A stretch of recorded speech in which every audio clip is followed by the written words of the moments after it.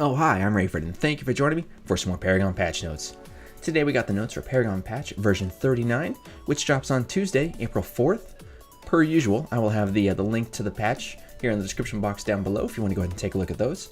And if you guys would do me a huge favor, if you like this video at any point, hit that like button down below as well. It helps me out a great deal. More than you guys know, it just takes a button click. So without further ado, patch notes. Card notification update. Players can now toggle on and off options for seeing an added item, completed item, or discarded item in their chat window. So that means during a match, if your teammates are like adding and completing and discarding cards, you can actually toggle that off. Best patch notes ever. Patch done. Rayford out. Boom. Fine. Okay, we'll cover some of the other stuff, even though that thing about the card completion and chat is the most important thing. There's nothing else here that will get up to that level. But alright, we'll take a look at some of this other stuff because it's kind of cool too, I suppose. In this patch, we're also going to get Morgesh, who's going to release with the Dark Heart skin and the Cloudbringer emote, which you can just go ahead and grab in the store. Alright, so in this patch, there's going to be a couple of major things. Morgesh is being released. The map is also being updated. The jungle layout is being changed a little bit. Camps have been repositioned. The Amber Link has been relocated. Jungle flow has been streamlined and improved a little bit. And I think that they also said that they took out the jump pad from like one side of the jungle to the other. Collision apparently has been improved throughout the map so that you don't get caught on some stuff as easily. The Prime Guardian and Raptor pathways are now more similar and provides more equal ground near mid lane. The fog walls are being improved. I really like the fog walls and anything that kind of enhances them so it's more of a surprise when somebody kind of bursts through. I think that's a good thing. And the grass is being enabled for high settings. So if you have a higher end PC or a PS4 Pro, you're going to see a lot of that change on your side. And then also Hot Rod Howitzer skin variations. Founders are going to receive both the Orchid and Sanguine skin versions for free upon logging in. So free little bonus for y'all.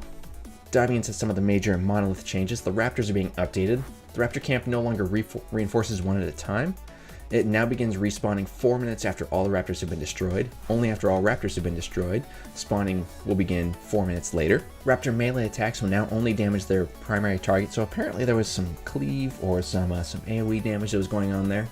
They've increased the max level from 5 to 15, and the Raptors now level up every 2 minutes, gaining health with each level. Then they'll stop leveling after 30 minutes. Raptor CXP has been decreased from 1,000 to 800, so that's about a 20% decrease. It used to give you a full card level. Now it should be obviously just under a full card level, but still pretty significant. The Raptor's base health has been reduced from 3,500 to 1,450, but they've implemented a health per level scaling for Raptors, gaining 125 health per level, which is every 2 minutes. The Prime Guardian is being updated. His respawn time has been reduced from 480 to 420 seconds, so a full minute earlier. He now levels up every 2 minutes, gaining health with each level. Increased his max level from 5 to 15, and his stats have been changed a little bit.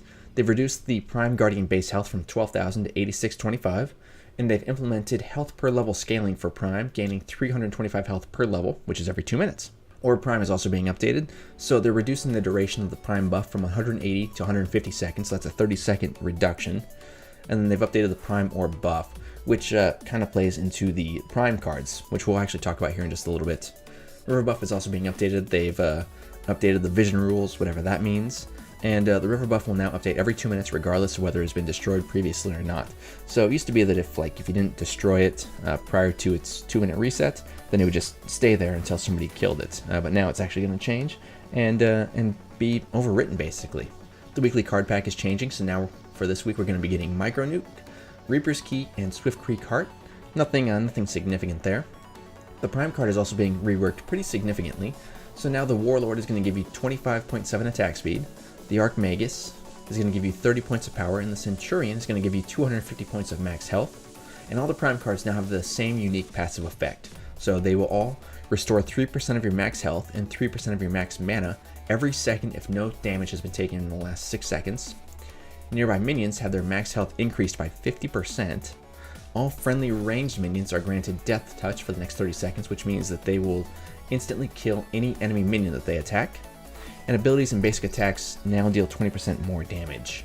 Satori Cloak is getting updated. It no longer shreds armor from structures, which is, I feel, a pretty significant nerf. This was sort of the main reason most people chose the Satori Cloak, and now I feel like it's going to kind of fade back into meh kind of existence. Stinger Boost is being updated. The bonus damage buff will now activate on ability cast instead of ability hit. It will no longer trigger on toggled hero abilities like Grimm's Suppression Mode or Narbash's Song of My People. And the Stinger Boost audio no longer plays globally. Divine Shield is being updated. It now blocks Prime Guardian's abilities. And Ash of the Witch is also being updated, so the slow can only be applied once every 2 seconds. So it used to be before, like, Twin Blast was a perfect example. He would just continually refresh that slow with his ult, because, I mean, his ult fires incredibly quickly, but now it can only be applied once every 2 seconds. I think it lasts something like 0.2 or 0.5 seconds. Yeah, so I think that's actually a pretty decent little balance there. Heroes just across the board are getting a little bit of polish and bug fixing, so apparently there was a bug which caused heroes to lose animations when jumping or using abilities. Diving into each individual hero, Aurora's Hoarfrost, the ice spikes will now correctly show team color. She's also getting some polish and bug fixing for Frozen Simulacrum. They were fixing an issue which caused Aurora to sometimes be launched into the air. I don't know, like, I never saw this happen, but apparently that was a thing, and I kind of wish I'd seen it now. That would have been amazing. And they've also fixed an issue with Aurora's Ice Stairs animation where they will now appear correctly. Bellica, they're just updating her salute animation. Countess, they're fixing the glowing blades visual effect after leaving the shadow plane. Crunch, they're fixing some various effects issues. Fang Mao's conversion shield animation can now be cancelled after the shield is applied, so a little bit of animation cancelling there. Gadget's speed gate will now become active after 0.15 seconds after it hits the ground, down from 0.5 seconds. And the Tesla Dome will now appear on the death recap screen. It will now deal damage to the core and towers, and invisible wards will only be damaged if they're visible. So apparently if you were casting this and there were enemy wards in the area but you couldn't see them, it was destroying them. Man, I really wish I'd known that. Gideon's Torn Space will no longer close immediately if Gideon teleports into a root effect. Grim.exe, they fixed a bug preventing his suppression mode from slowing minions.